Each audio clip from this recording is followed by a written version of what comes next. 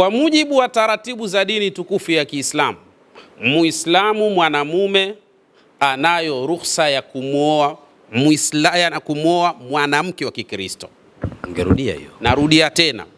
Muislamu mwanamume anayo ruhusa kwa mujibu wa sharia ya dini tukufu ya Kiislamu kumwoa mwanamke wa Kikristo pasina kubadilisha dini, anayo ruhusa. Lakini mwanamke wa Kiislamu hana ruhusa ya kuolewa na mwanamume wa Kikristo kwa mujibu wa sharia, na kuna sababu za msingi na maalumu sana za kuwa katika hali za namna.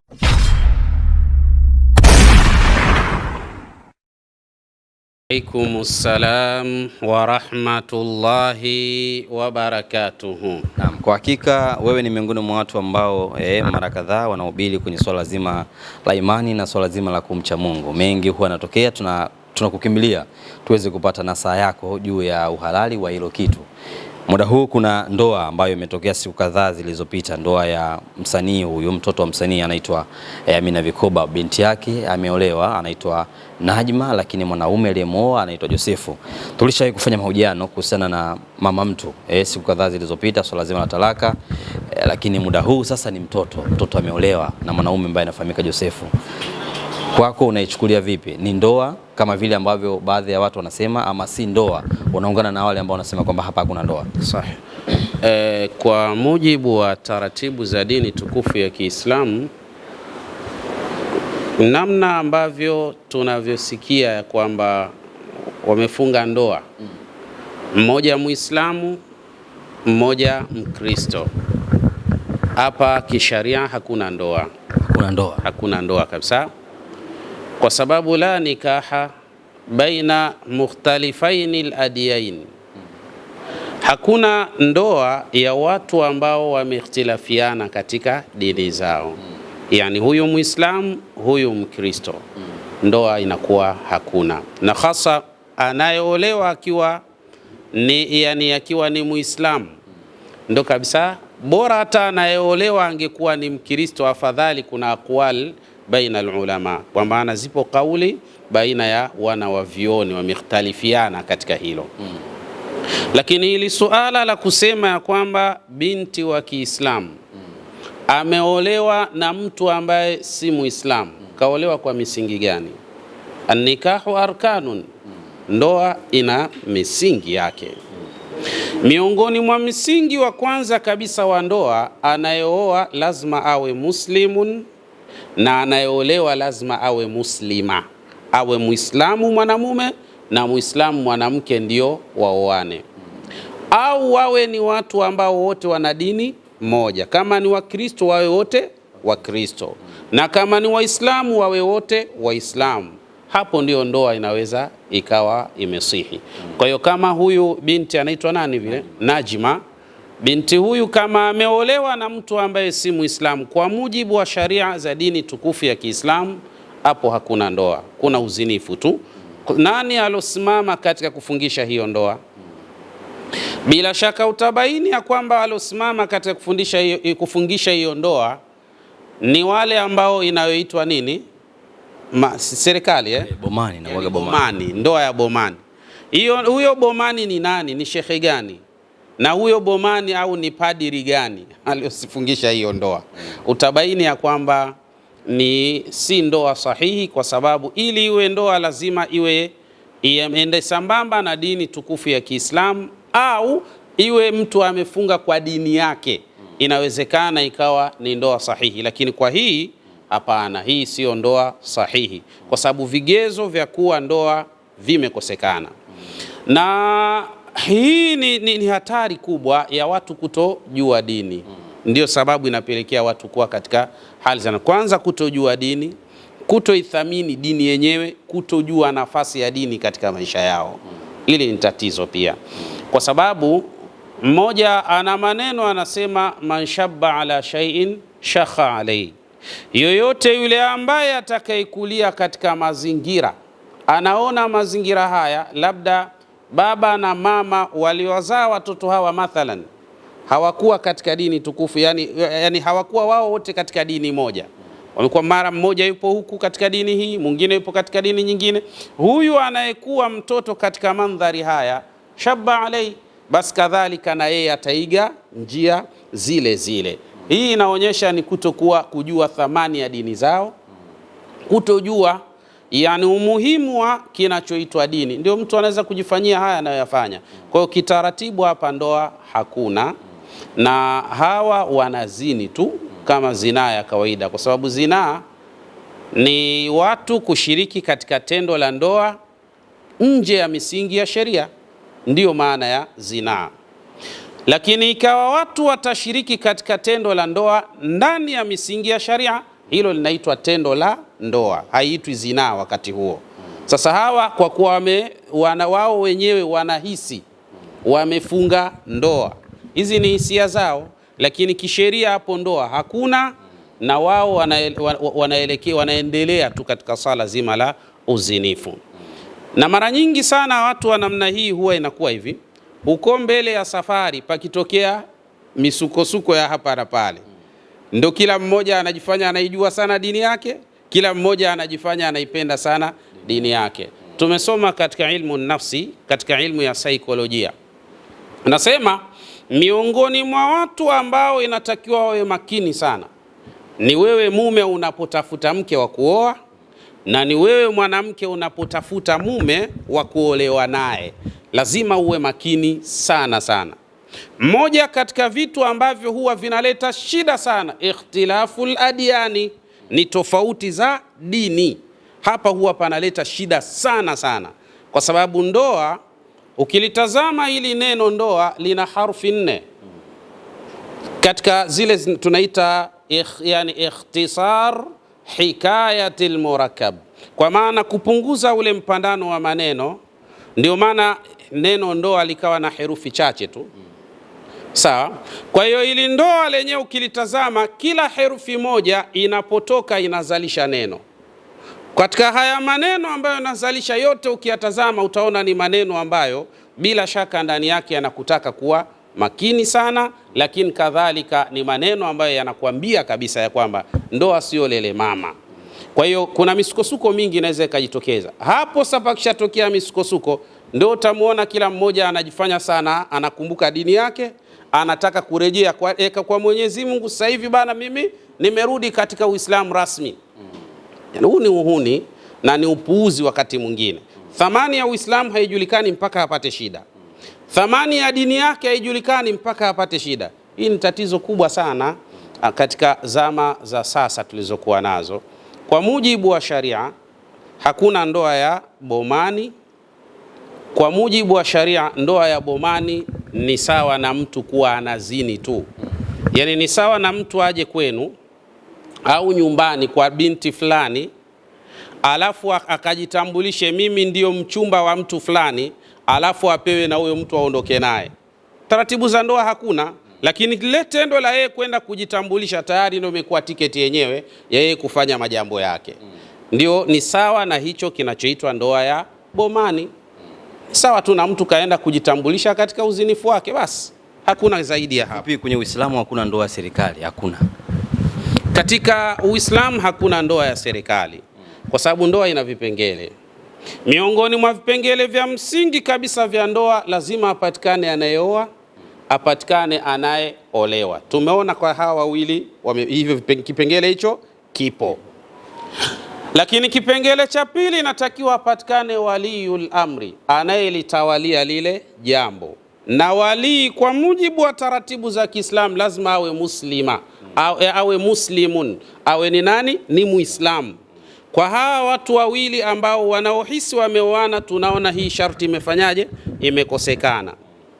Lakini nguzo ya tatu, inatakiwa kupatikane mahari.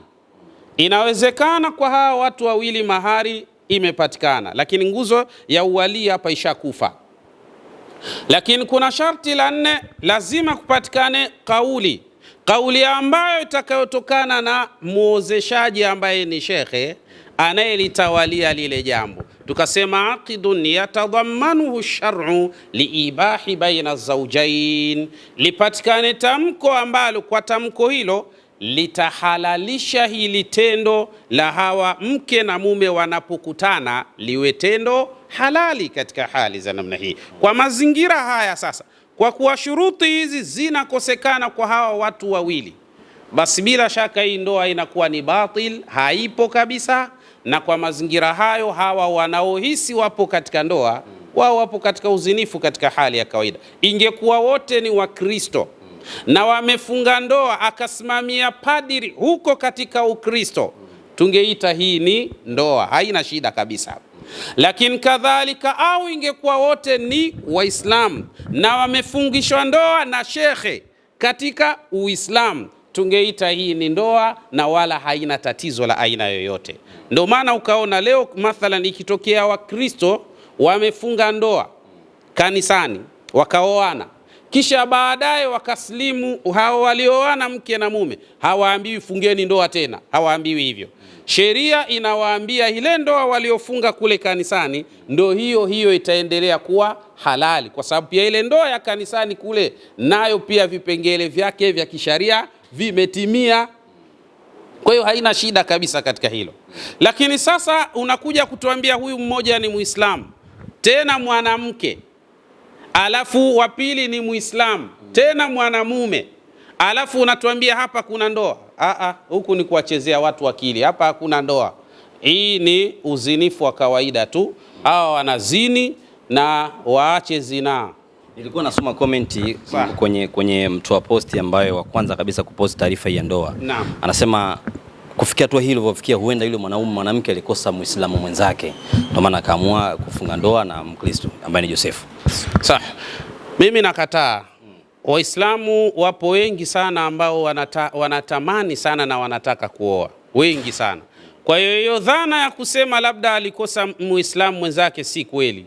Si kweli kabisa. Waislamu wapo wengi tu, na hata huyo Joseph pia wala hajakosa Mkristo mwenzake vile vile, kwa sababu pia mabinti wa Kikristo wako wengi na wanataka kuolewa. Hilo haliwezekani shekhe kusema kwamba eti amekosa. Kaamua tu na kampenda huyo bwana mkubwa huyo, basi akaamua kwenda huko. Unajua moyo bana, innal quluba, hakika ya mioyo namna ilivyo, idha ahabbat, unapopenda, a'matha, basi humtia mtu yani upofu wa macho, anakuwa hawezi kuona. Kwa maana moyo ukipenda unamfanya mtu anakuwa kipofu, hawezi kuona kasoro za mtu. Lakini ndo hivyo hivyo moyo ukichukia, kila zuri wenyewe unalitia kasoro tu katika hali hizo. Kwa hiyo inawezekana binti huyo ndo wamependana naye, na inawezekana huyo bwana amependana na huyo binti, ndio wameingia katika kinachoitwa ndoa ambayo haitambuliki katika mujibu wa sharia za dini. Kwa mujibu wa sharia za dini, hiyo sio ndoa, ni batili kabisa. Kwa kuwa ni batil, maana yake hawa wanaendelea katika uzinifu kama walivyo wazinifu wengine kabisa kabisa. Katika miezi 11 iliyopita tulishawahi kufanya mahojiano, nakumbuka eneo hili ofisi hii kuhusiana na mama yake ambaye na mwenyewe alikuwa Muislamu, aliolewa na Mkristo, baadaye akaachika, kwa maana kwamba akafanya ile misingi ya kudai talaka sambamba na kurudi kwenye dini. Funzo gani tunalipata hapa? Mama alipitia haya, mtoto naye na kama vile anakwenda kupitia kwenye hili. Kuna funzo na ama kuna somo ambalo linaweza tukawapa wengine wasije wakafuata kama hivi ambavyo huwa anapita? Mimi katika kitu ambacho ninachoweza kukitazama, nimeshangaa kwanza nilipopata taarifa ya kwamba huyu ni binti wa yule mdada ambaye Amina Vikoba, ambaye alitoa ushuhuda wake kwamba yeye alikuwa katika ndoa lakini akakutana na mambo mazito, baadaye akaamua kurudi katika dini tukufu ya Kiislamu. Na moja katika maneno aliyoyasema yalitupa faraja sana, ambapo leo tunaona anadondoka tena, ni yale maneno aliposema ya kwamba amepata kutambua ya kwamba kule kuwa na baba Muislamu mama Mkristo ni kuwasumbua sana watoto. Hili ni neno alisema, nafikiri kama hivyo. Sasa leo mwanae tena anapita njia zile zile. Hii ni hatari. Almu'minu la yuldaghu fil hujuri marratain, muumini wa kweli huwa haumwi katika shimo moja mara mbili. Yani ukaumwa katika shimo moja alafu unatia tena mkono pale pale, unagongwa tena pale pale na nyoka. Muumini wa kweli huwa haui hivyo. Yani maana yake ilitakiwa kabisa huyu binti afanye hili kuwa ni darasa lake. Yani ajitahidi kuwa hivyo, afanye kuwa ni somo na iliende mpaka kwa watoto wake, awafundishe watoto wake, awaambie watoto wake ya kwamba hali hii niliyoipitia mimi sipendi kuiona pia nanyi mkiipitia. Unajua inatakiwa kama vile nyuki. Nyuki, kuna darasa sisi tumai kusoma linaitwa an-nahlatu wat-tifla, kwa maana nyuki na mtoto. Siku moja mtoto alimuona nyuki anaruka, anatoka min zaharati ila ukhra, anatoka katika ua moja anakwenda katika ua lingine. Mtoto yule akastaajabu sana kwa yale matukio, akasema laitani kuntu mithlak faal'aba tula nahar.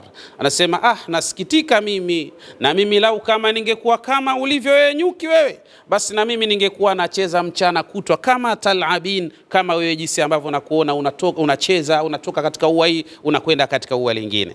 Yule nyuki akamwambia yule mtoto, ghalita ayuhal waladu, umekosea ewe mtoto, fa inni la al'ab, mimi hapa unaponiona mimi sichezi, bal ajma'u, yani bali nakusanya, yani mali ghafi ambazo ndani ya mali ghafi hizo nitakwenda kutengenezea asali, kwa sababu baada ya muda mfupi haya maua, jua litakuwa kali, maua yote yatatoweka. Sasa je, nikistarehe hivi ni wakati gani?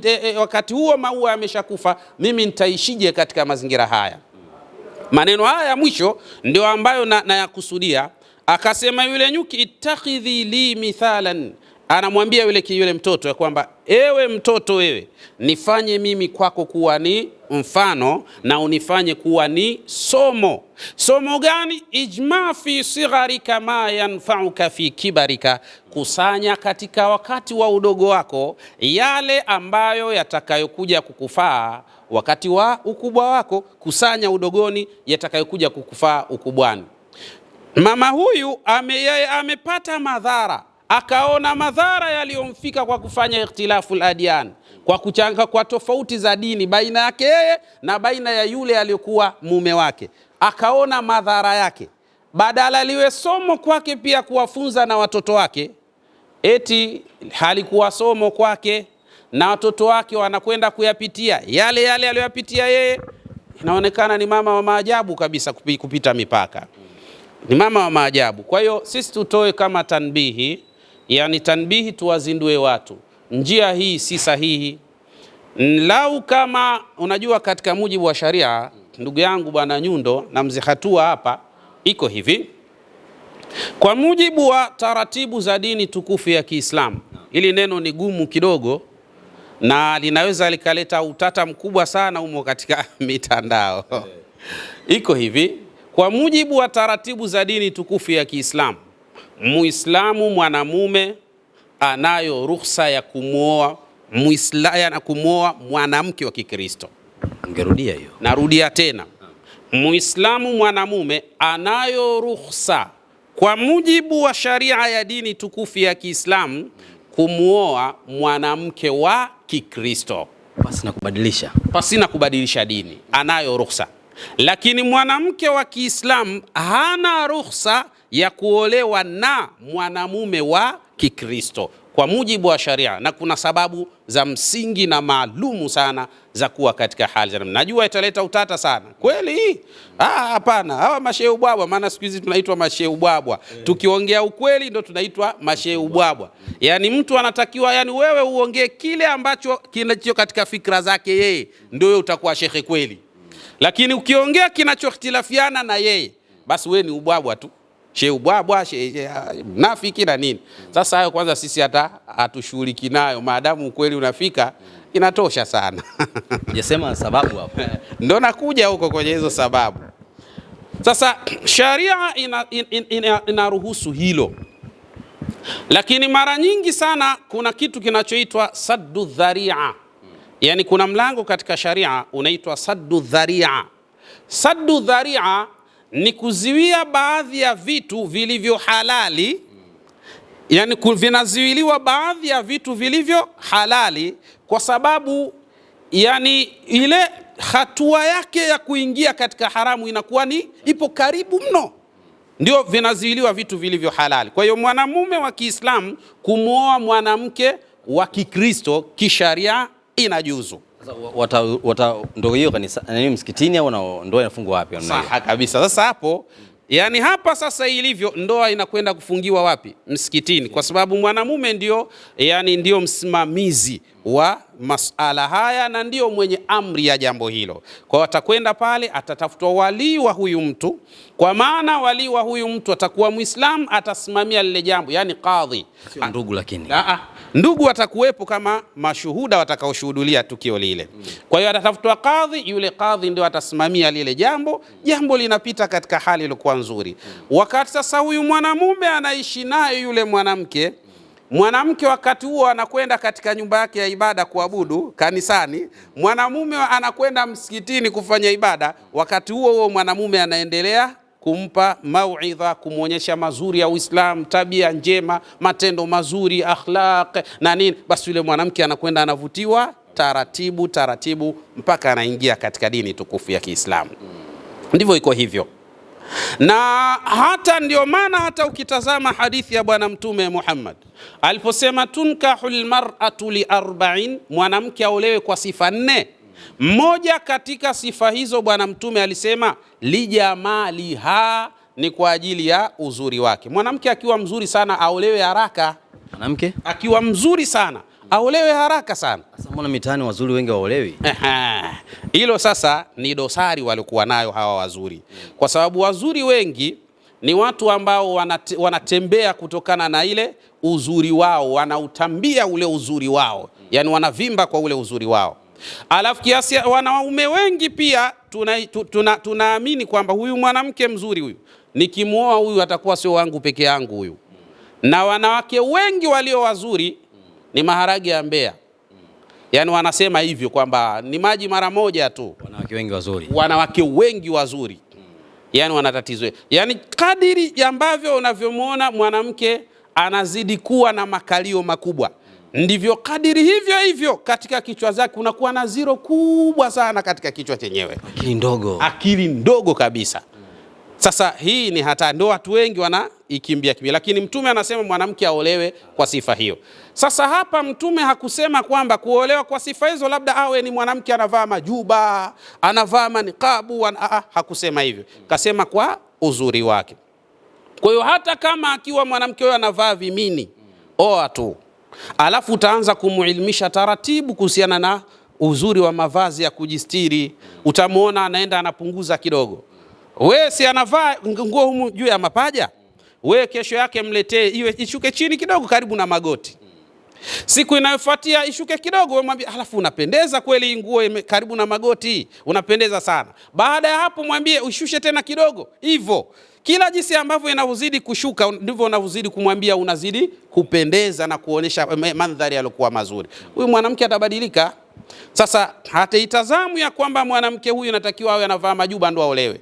Unajua kuna watu wengine wana fikra hizo kwamba akihisi mwanamke ambaye anatakiwa kuolewa ni yule ambaye anavaa stara. Kwani ukimwoa wewe yule ambaye hajistiri alafu wewe ikawa ndo sababu yeye kujistiri, uone kama unapata thawabu? Kwa hiyo panahitajika vijana wengi tufanye juhudi tuwaoe wanawake wazuri na tuwavishe mavazi ya stara taratibu mpaka watakaa katika hali iliyokuwa nzuri. Mimi sidhani hata mtu akiwa muhuni namna gani kwamba anapendelea kuona mkewe amevaa mavazi ya uchi. Sidhani, labda wale wanawaita boyfriend, siji girlfriend au labda ndio atavaa, lakini ukishamuoa kabisa kisheria, wewe mwenyewe automatic utaona kabisa hii hapana, vaa hivi, kwa sababu haya mengine nione mimi. Tunaonaje sisi? Nione mimi ndio yanatakiwa hivyo. Ndivyo mambo jinsi yalivyo. Kwa hiyo Mtume sallallahu alaihi wasallama akasema mwishoni, akasema fata sana mwanamke mwenye dini, mkono wako utakuwa umepatia. Hiyo ndio sifa ya mwisho. Sasa hii sifa ya mwisho ya kufata sana mwanamke mwenye dini ni nini? Unajua watu wanahisi mwanamke mwenye dini ni yule ambaye anayeswali sana mpaka kiasi ambacho halali katika kitanda cha mumewe. Usiku anasimama, mchana anafunga. Sio hivyo. Maana yake mwanamke mwenye dini ni yupi? Mwanamke mwenye dini ni yule ambaye anayemtii mume wake kwa kila amri zake. Ndio mwenye dini. Yaani mume akikwambia acha, unaacha, akikwambia fanya, unafanya. Usiende, unaacha, unakaa, nenda, unakwenda. Huyo ndio mwanamke mwema na ndio mwenye dini. Kusali ni amri na ni faradhi ambayo sio yani hii amri ambayo na ni faradhi haimtazami tu mwanamke mwenye dini. Amri maana yake ni kwa kila mtu, watu wote ni amri kwao na ni faradhi na ni lazima swala. Lakini swala hili la kufanya matendo mazuri ni mwanamke katika hali. Sasa tunakuja hapa, narudi pale sasa uliponiuliza swali ya kwamba hujaeleza zile sababu za msingi hizi katika hili. Iko hivi, mwanamume anapomwoa binti wa Kikristo, mwanamume wa Kiislamu anapomwoa binti wa Kikristo au mwanamke wa Kikristo, ni rahisi sana kwa mwanamke huyu kumpa da'wa, kwa maana kumlingania kwa kuanzia maneno mazuri, kwa sababu Uislamu unataka kuwa na maneno mazuri, lakini kadhalika kuwa na matendo mazuri. Kana huyu mwanamke kwa matendo mazuri, lakini kadhalika vile vile muamala na mazingira, muonyeshe mazingira mazuri yaliyoelezwa katika dini tukufu ya Kiislamu. Automatic huyu mwanamke atavutiwa na mandhari yako, atavutiwa na matendo yako, atavutiwa na maneno yako. Atasema kama hivi ndivyo ulivyo Uislamu, ashhadu an la ilaha illa Allah wa ashhadu anna Muhammadar Rasulullah. Lakini wewe ukikaa na binti wa Kikristo, matendo yote maovu unamuonyesha yeye, unamfanyia vibaya, maneno yako machafu, huna lugha nzuri, mandhari yako mabaya, ataanza kufikiria kumbe dini yenyewe ndio hii inafundisha uovu huu. Ataona mambo ambayo yaliyo tofauti. Angalia Bwana Mtume Muhammad alimuoa Bi Hindu, anaitwa Ummu Salama. Bi Hindu. Naam. Bi Hindu huyu ndio yule ambaye aliyopasua moyo wa, yani aliyokula moyo wa Hamza ambaye ni sahaba wa Bwana Mtume Muhammadin sallallahu alayhi wasallam. Unajua wakati ule sasa ndio vita zimeshamiri. Miongoni mwa vita wakati wanapigana Waislamu na wasiokuwa Waislamu, Hamza alimuua baba yake na huyu Hindu. Huyu Hindu alikuwa yeye ni Myahudi. Basi alipomuua Hindu akaapa akasema, nitatumia mali zangu, nitatumia maarifa yangu, nitatumia ujuzi wangu kwa kila namna mpaka nimpate huyu Hamza na niweze kumuua, na nitakula ini lake likiwa bichi nitapompata huyu Hamza. Akamkodisha mtu mmoja anaitwa Wahshi, alikuwa ni mtu mweusi. Wahshi yule akapewa semina maalum ya namna ya kulenga mshale ule, mkuki ule. Basi na yeye akapewa tenda maalum ni kudili na Hamza tu. Basi katika vita yeye sasa akapewa tenda hilo, kweli akafanikiwa kumuua Hamza. Kisha akampasua Hamza, akatoa maini ya Hamza. Bi Hindu akayatafuna yale maini akiwa mabichi, akionyesha ile ghadhabu na hasira yake aliyokuwa nayo. Sasa kisha baada ya hapo sasa, baadaye Bwana Mtume Muhammad sallallahu alaihi wasallam akaona kuna haja ya kumuoa huyu nani, Bi Hindu huyu, pamoja na ukatili wake, kuna kitu mimi nakitaka hapa kwake. Akamuoa. Baada ya kumuoa akawa anamlingania, fasarati ummal mu'minin, akawa sasa ni mama wa wauminio. Hebu tazama, kutoka kuwa ni huyu mtu ambaye alikuwa hatari, lakini amekuwa sasa ni mama yani ni mama yetu, mama wa wauminio. Mtume sallallahu, Mwenyezi Mungu subhanahu wa ta'ala anasema, an-nabiyyu aula bil mu'minina min anfusihim wa azwajuhu ummahatuhum. Anasema Bwana Mtume Muhammad ni mbora sana kuliko waumini wote kabisa, na wakeze Bwana Mtume Muhammadin sallallahu alaihi wasallama ni mama wa waumini wote. Maana yake wake za mtume ni mama zetu. Kwa hiyo katoka kuwa katika hali ile kawa ni mama yetu. Sababu yake ni nini mtume alifanya hivyo? Alisema, naam, nataka niwe karibu sana na nikiwa ni shemeji yao, wakati mwingine nitakuwa mjomba wao kutokana na ndoa jinsi imetuunganisha katika hali hiyo, wakati mwingine nitakuwa kaka yao, wakati hivyo. Kwa hiyo nikiwa karibu yao ni rahisi sana mimi kufanya nini? Kuwalingania, wa kuona mazuri yangu, maneno yangu yalikuwa mazuri, lakini na mandhari yangu yanaweza yakawavutia. Na kweli baada ya hapo Bihindu alislimu, na baada ya hapo na wengi walislimu kuingia katika dini tukufu ya Kiislamu baada ya hali ya namna hiyo. Kwa hiyo hata unapokwenda katika mazingira, nenda kwa malengo haya: lingania, lakini kadhalika onyesha uzuri wa Uislamu. Bila shaka uzuri wa Uislamu utaakisi matendo mema ambayo bila shaka yataleta natija ilokuwa nzuri kabisa. Ndio hikma na busara ya hilo. Lakini sasa, imma mwanamke anapoolewa na mtu asiye Muislamu, ni rahisi sana kwa mwanamke huyu kuachana na Uislamu wenyewe, na ni rahisi sana kwa mwanamke huyu pia kuwa ni chachu itakayopelekea na wengine kuachana na Uislamu. Mwanamke ni mtu mwepesi sana kuvutwa katika hatua fulani, mwepesi mno. Kwa hiyo hikma na busara maalum, ukioa binti wa Kikristo mathalan, ni rahisi sana kwa binti huyu kuja katika dini tukufu. Na kuna usemi unaosema mara nyingi sana ni rahisi sana mtu muovu kumpoteza mtu mwema, na ni vigumu sana mtu mwema kumuongoza mtu muovu. Unaona? Kwa hiyo bila shaka mambo yanaweza kwenda katika hali iliyokuwa sawa sawa biidhnillah subhanahu wa ta'ala. Mimi niseme kwa mujibu wa sharia na dini tukufu ya Kiislamu, kuoana watu huyu na dini yake na huyu na dini yake, tena kuoana kwenyewe dini yenyewe ikawa Muislamu ni mwanamke, alafu na ndoa yenyewe kaenda kufungwa bomani, ndoa hiyo haipo, na hilo ni katika jambo ambalo halikubaliki kisharia, na hiyo ndoa inakuwa ni uzinifu wa kawaida tu, au wanazini tu.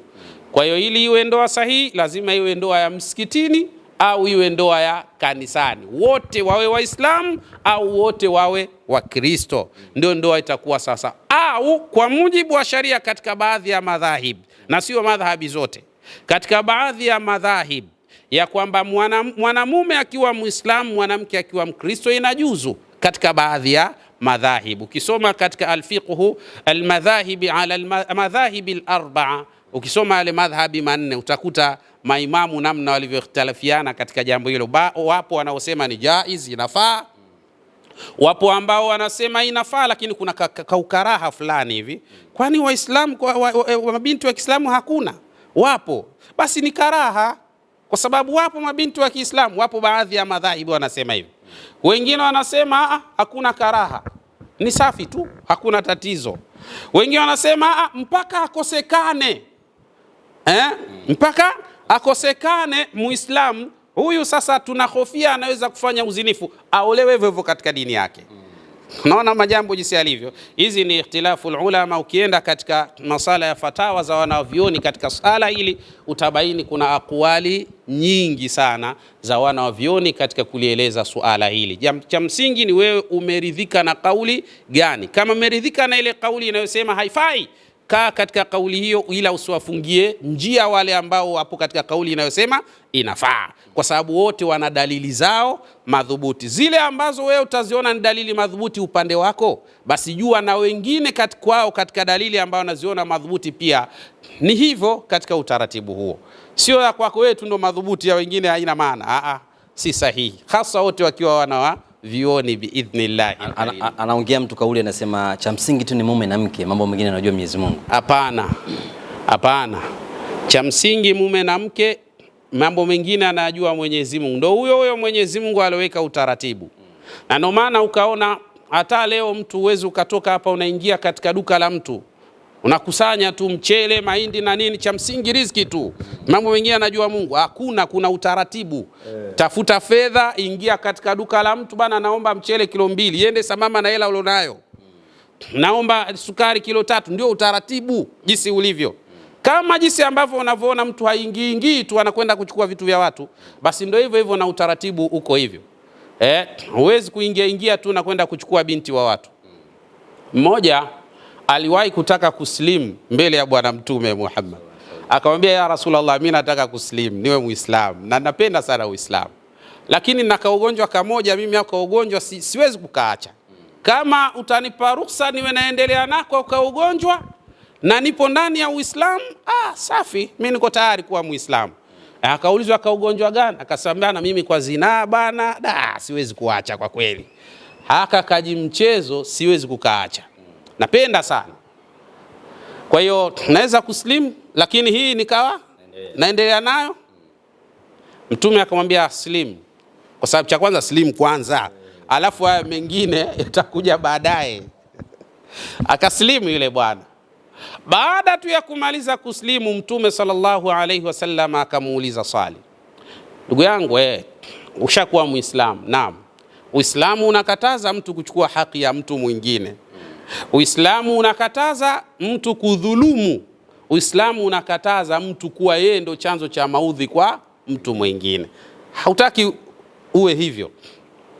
Akasema sasa hawa ambao wewe utakwenda kuwazini ni dada za watu.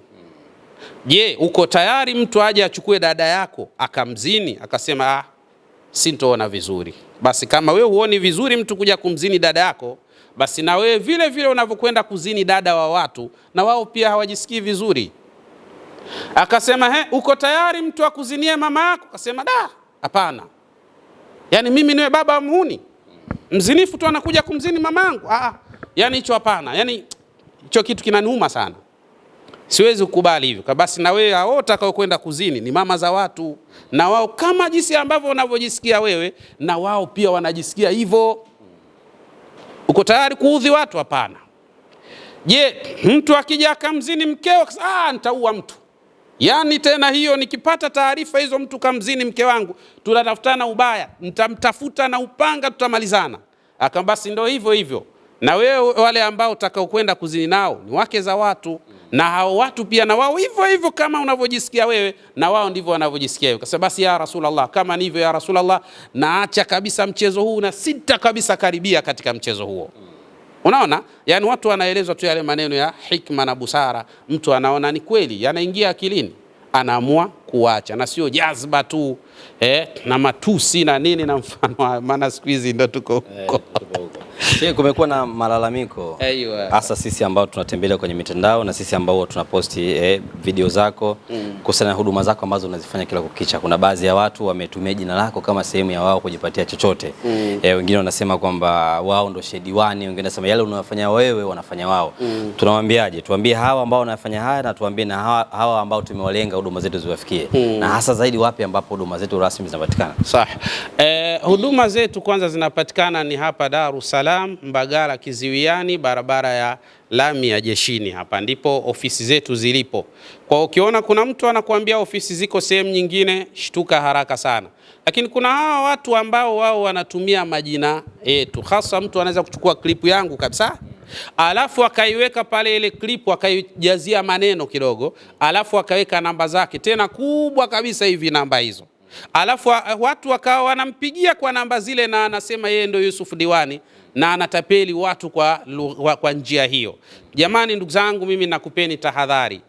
Namba ambayo utakayotumia kwa ajili ya kuwasiliana nasi, hakikisha ni namba ambayo bila shaka jina lake linakuja Yusufu Mshindo Diwani. Hakikisha inakuja katika hali za namna hiyo. Tofauti na hivyo, likija jina la mtu mwingine, fahamu kabisa wewe ni mtu tapeli, anataka kukuibia na kukutapeli fedha zako. Ni hatari sana kwa kweli, katika mitandao huko kumeharibika. Naam. Bwana, ni mazungumzo hayo na Sheikh Yusuf Diwani, mmoja kati ya watu ambao mara kadhaa ama mara nyingi wamekuwa kihudumu kwenye masuala mazima ya kutoa huduma kadha wa kadha.